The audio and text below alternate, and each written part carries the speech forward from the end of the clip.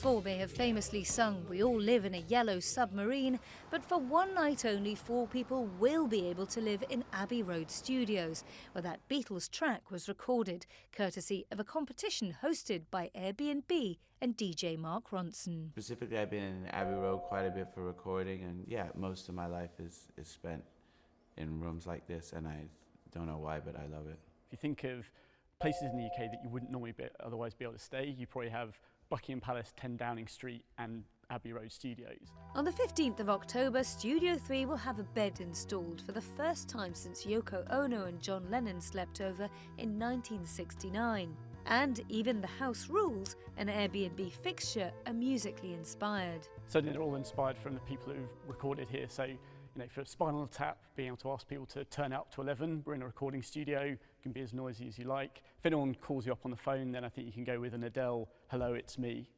The event highlights Airbnb's foray into a fast-growing end of the travel market, that of offering experiences, not just accommodation. So Airbnb is all about providing unique experiences to people. We've done places like the catacombs in Paris, sports stadiums.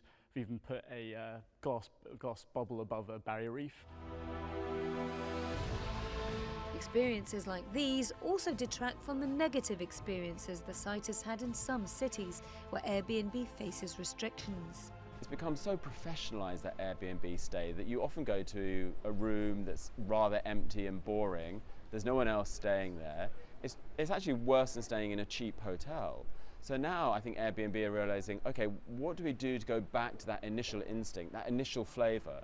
And these experiences help them do that. To win a night's stay, entrants must write to Airbnb to tell them about their favourite Abbey Road track. For Ronson, well, that's a tough question to answer. My favourite personal moment was we were rehearsing with the BBC Concert Orchestra for the Proms, and hearing 80 musicians playing in harmony, and the way that sound swims in that room of Studio One with these enormous ceilings.